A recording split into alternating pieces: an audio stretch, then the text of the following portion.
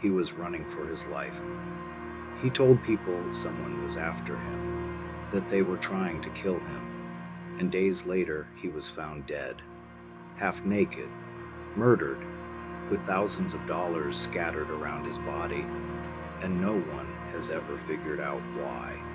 This is the true story of Blair Adams, and it might be one of the most bizarre unsolved cases of the last 50 years. He lived in Surrey, British Columbia, 31 years old, a construction foreman with a solid reputation, reliable, quiet, not the kind of person you'd expect to suddenly unravel. But in early July of 1996, something snapped. He started acting paranoid, told his mother someone was spreading rumors about him, that people were talking behind his back. Then it escalated. He said people were trying to kill him, that someone was following him, watching him. He stopped sleeping, stopped eating, and told friends he needed to get out. On July 5th, he emptied his bank account, withdrew every cent, thousands in cash. Then he went to a jewelry store and pulled his safe deposit box. More money, gold. He stuffed it all into a small fanny pack and left. He tried to cross the U.S. border at Seattle the next day, but border agents turned him back. They thought it looked suspicious. A single man with no real travel plan and a bag full of cash and valuables. They assumed he might be involved in drug trafficking, so they sent him home. But that didn't stop him. The next few days, Blair tried again, crossed into the U.S. through Vancouver, heading east instead of south.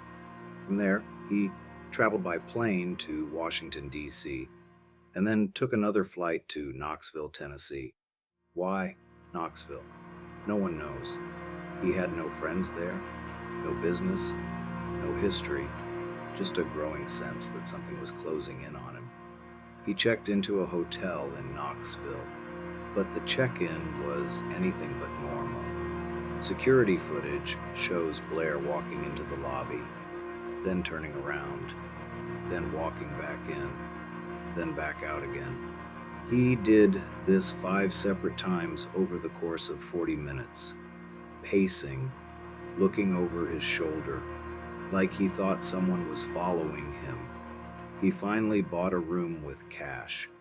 The clerk said he was visibly anxious, sweating, fidgeting. But even after getting the key, Blair didn't go to the room. He just left the hotel, and no one knows where he went next. Later that night, he showed up at a gas station, told the clerk he'd locked his keys in his car. A tow truck driver arrived and opened the door with no trouble, but the keys weren't inside. They weren't anywhere nearby, and police would later find them miles away, just sitting in the street. Blair didn't wait for help. He thanked the driver and walked off into the night, alone, on foot, car unlocked, valuables inside, still carrying that fanny pack full of cash, whatever he was running from. It wasn't over yet. The morning after he wandered out of the hotel, Blair Adams was found dead. His body was discovered in a parking lot near a construction site in Knoxville. It was just off the highway, wide open, nothing hidden. And what police found made no sense. Blair's body was lying face up. His shirt had been ripped open. His pants were pulled down around his ankles. His socks were inside out. His shoes had been taken off.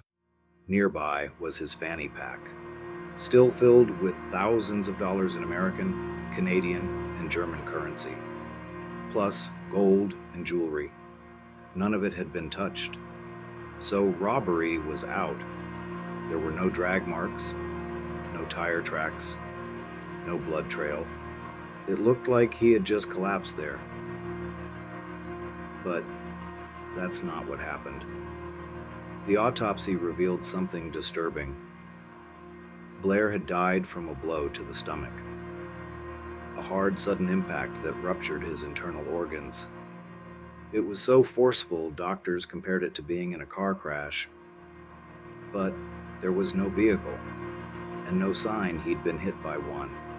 He also had scratches and abrasions on his body, but oddly, no defensive wounds. It was like he hadn't fought back.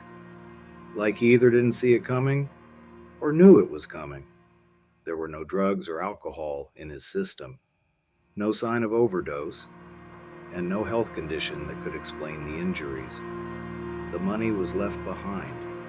His ID was still on him. Nothing had been stolen, but one thing was missing: his car keys. Remember, the night before, he said he locked them inside his car, but they weren't in the car, and now they weren't with the body either. Later, they were found, sitting in the middle of the street, several miles away from where Blair died, just lying there. No explanation for how they got there. Police were baffled. There were no witnesses, no suspects, and no footage from the parking lot. It was as if he'd just been dropped there, as if whatever had been chasing him had finally caught up and left no trace behind. What started as paranoia had ended in real physical violence, and nobody knew how the two were connected.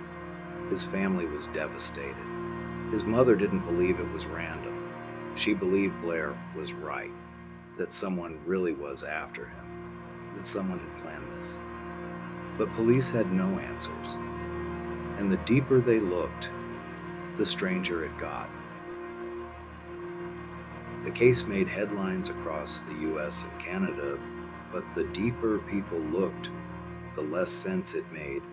Police couldn't find any footage from the area where Blair died. No security cameras, no eyewitnesses. No one saw what happened to him. No one heard anything.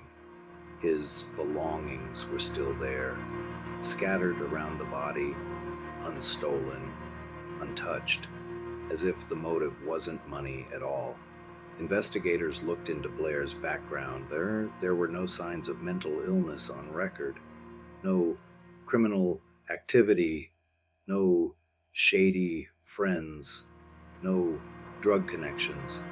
He wasn't in trouble with the law, and there was no physical evidence of foul play aside from his body. Theories started to spread as some thought it was a psychotic break, that Blair had lost his grip on reality, that he was hallucinating threats, imagining danger where there was none. But that doesn't explain the attack, or the force needed to kill him. Others believed it was a targeted killing, that he had witnessed something, or knew something he shouldn't have, that someone followed him across the border and finished what they started. There's even been talk of government involvement, paranoia, surveillance. Few believe Blair might have been part of something darker than anyone knew, but none of it can be proven, because there's nothing to go on. No DNA, no fingerprints, no suspects, just a terrified man who predicted his own death and died exactly the way he feared. His mother, Sandra, has never stopped asking questions. She believes her son was running from someone real, that he wasn't paranoid, he was being hunted, and that whoever did it got away. The official case file lists Blair Adams' death as a homicide, but no charges were ever filed, no arrests. And today it sits cold, buried in a folder somewhere in Tennessee.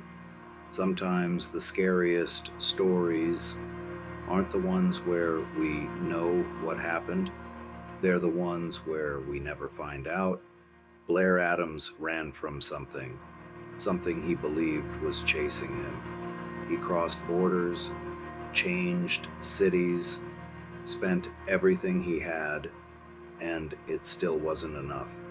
He tried to escape death, but death knew where he was going, and it was waiting. Thank you so much for watching and sharing my video. Hopefully, someone will see this and come forward with some new information that can help authorities or some new theory to help make sense of what happened.